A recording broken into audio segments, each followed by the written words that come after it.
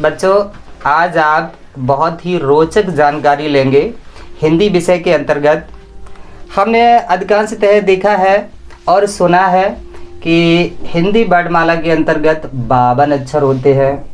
अब हम ये कह सकते हैं कि मैं तो क्लास 10th में हूँ और 12th में हूँ या 9th में या 8th में, अर्थात आप क्लास 2nd और 3rd से ऊपर है, तो मुझे अब वर्णमाला की क्या ज़रूरत है।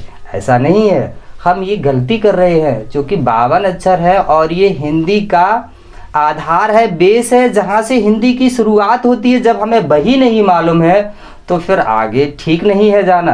तो हम रूबरू होते हैं वर्णमाला से, और जिसमें 52 अक्षर होते हैं। आप थोड़ा ध्यान से पढ़िएगा। हाँ, आपके सिलेबस में नहीं है तो मैंने इसको मैं इसको पढ़ाऊंगा नहीं और ना ही ज़्यादा डिटेल में बताऊंगा। 52 अक्षर कौन कौन से होते हैं और कितनी महत्वपूर्ण जानकारी है उसे मैं आपको अवगत कराता हूँ।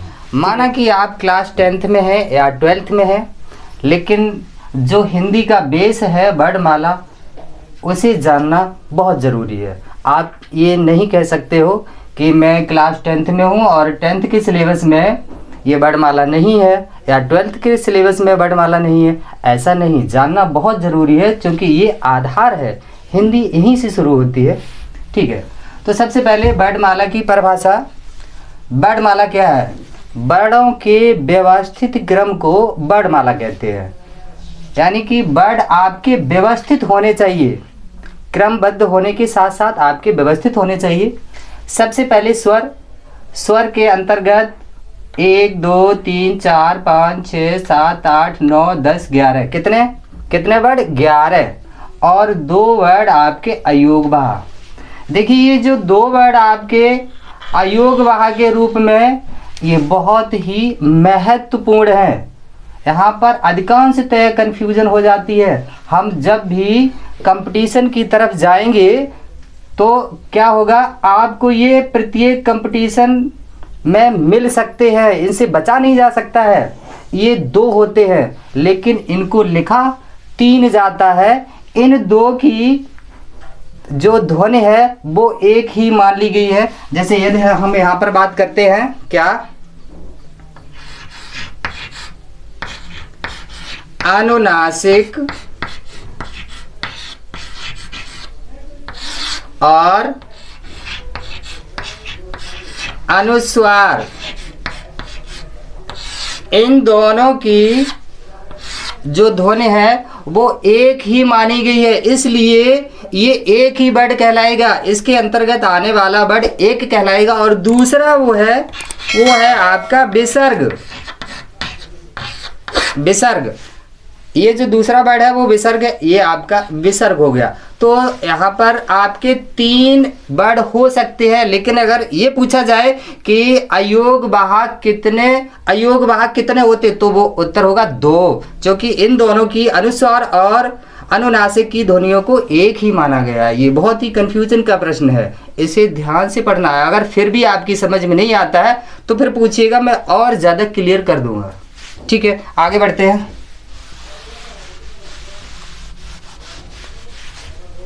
उसके बाद आता है व्यंजन, स्पर्श व्यंजन, और हमारे ये 5 वर्ग होते हैं।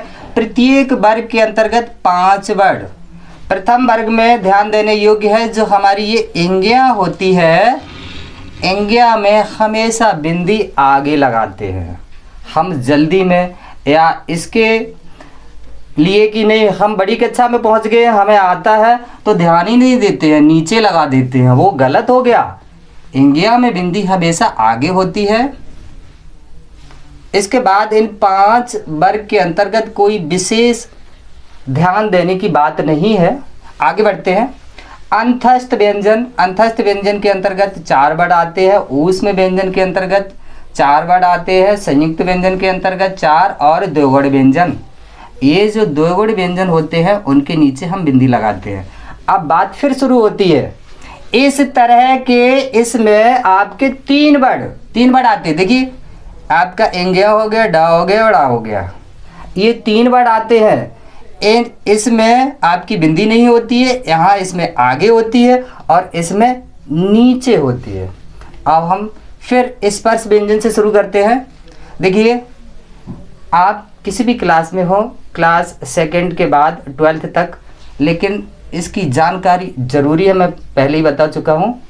तो हम उतनी ही जानकारी आपको देंगे जितनी ज़रूरी है, शेष नहीं। प्रत्येक वर्ग का जो अंतिम वर्ड होता है वो आपका क्या कहलाता है? अनुस्वार या पंचमाक्षर। अभी बताएंगे इनका प्रयोग कैसे होता है, वो भी मैं बताऊंगा। तो प्रत्येक वर्ग का अंतिम अक्षर होता है वो अनुस्वार या पंचमाक्षर कहलाता है। उसके बाद अंतस्थ व्यंजन हो गया। और अभी जानने के लिए जो महत्वपूर्ण चीज़ है वो संयुक्त व्यंजन। संयुक्त व्यंजन सबसे पहले हम जानते हैं स्वर की परिभाषा क्या होती है? जो स्वतंत्र रूप से वर्ड बोले जाए, जो बिना किसी सहायता के बोले जाए, वो स्वर कहलाते हैं। और व्यंजन जो स्वर की सहायता से बोले जाए वो व्यंजन। तो इसी प्रकार संयुक्त व्यंजन क्या हो गया? एक से अधिक वर्डों से मिलके बना हुआ वर्ड संयुक्त व्यंजन कहलाता है। अब चूंकि ये संयुक्त है तो सीधी सी बात है, ये जानने की क्या कभी आपने प्रयास किया है कि इस संयुक्त व्यंजन के अंतर्गत कौन कौन से और वर्ड मिले हैं, या कितने वर्डों से मिलके ये बना है और वो वर्ड कौन से है? कभी प्रयास ही नहीं किया। ठीक है, तो हम देखते हैं। छाछत्री, छाछत्री, का धन सा। मैं जानता हूँ आप लोगों ने अनेक अध्यापकों से पढ़ा होगा, लेकिन ज़रा संभल के पढ़ना, क्योंकि हो सकता है वहाँ पर मैं ना हूँ। का धन सा परिभाषा मैंने आपको बताई थी संयुक्त व्यंजन की, कि जो वर्ड एक से अधिक वर्डों से मिलके बने हैं वो संयुक्त व्यंजन कहलाते हैं। अब चूंकि छा में कौन कौन से वर्ड हैं उनको हम अलग कर रहे हैं, और इस प्रक्रिया को कहते हैं वर्ड वियोजन या वर्ड विग्रह। ठीक है, तो जब हम वर्ड वियोजन कर रहे हैं तो इसका वियोजन होगा का धन सा, और ये रहा। आज से पहले अधिकांशतः आपने इस संयुक्त व्यंजन का जो वर्ड वियोजन है वो इस तरह आपने पढ़ा होगा और आपको बताया गया होगा, और किताबों में भी होगा। लेकिन ये पूर्णतः सही नहीं है, ये गलत है, क्योंकि हम वर्ड वियोजन पढ़ रहे हैं और हमें ये भी पता है कि जो व्यंजन है वो स्वर की सहायता से बोला जाता है। तो फिर हम इसको अलग क्यों नहीं करते हैं? इसका पूरा वर्ड वियोजन इस तरह होगा और इसके नीचे हलंत आ जाएगी।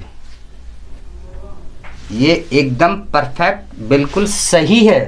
हालांकि यदि हम यहाँ पर ये आ नहीं लिखते हैं और यहाँ पर ये हलंत नहीं लगाते हैं वो तब भी सही है, लेकिन मेरे दृष्टिकोण से गलत है। ये नहीं, ये होगा। एक प्रश्न उठता है कि यदि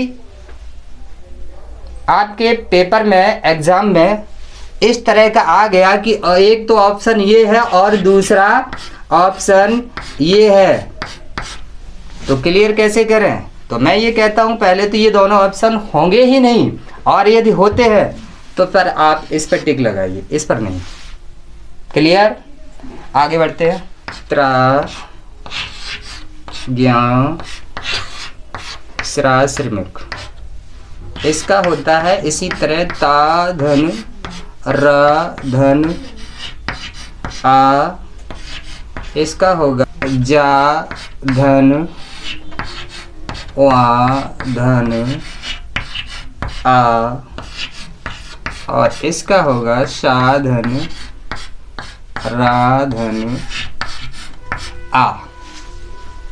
ये ज़रूरी था, आप किसी भी क्लास में पढ़ते हो ये चीज़ जानना ज़रूरी था।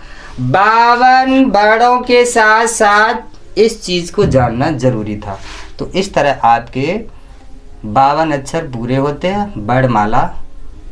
यहाँ पर वर्णमाला की जो बेसिक जानकारी है, मुख्य जानकारी है, वो मैंने आपको दे दी। यदि आप विस्तार में पढ़ना चाहते हैं तो मैं आपको बता दूं क्लास फर्स्ट और सेकंड के बाद जो वर्णमाला है वो आपको पीजी में जाके मिलेगी, उससे पहले वर्णमाला है ही नहीं। यदि आप विस्तार में पढ़ना चाहते हैं तो इसको पढ़ने के लिए मिनिमम 2 महीने चाहिए, इतनी बड़ी है वर्णमाला।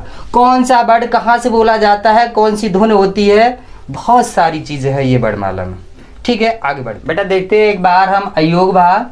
तो अयोग भाग की जो ध्वनियाँ है वो 2 ही है, लेकिन जो वर्ड लिखे जाते वो 3 आते हैं। अनुनासिक और अनुस्वार को एक ही ध्वनि के रूप में माना गया है और विसर्ग दूसरी।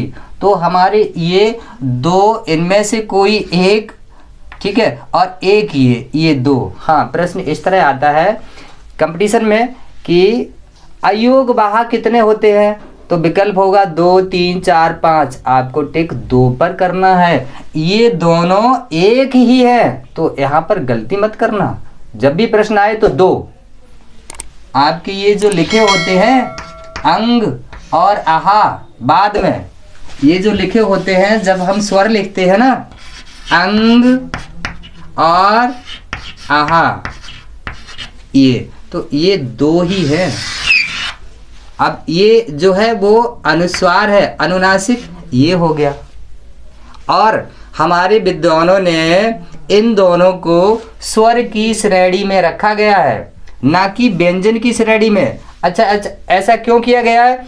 ये ना ही स्वर है और ना ही व्यंजन है। हम जानते हैं कि स्वर स्वतंत्र होते हैं और व्यंजन स्वर की सहायता से बोले जाते हैं। हमारे हिंदी विद्वानों ने अंग और आहा को स्वर की श्रेणी में रखा है।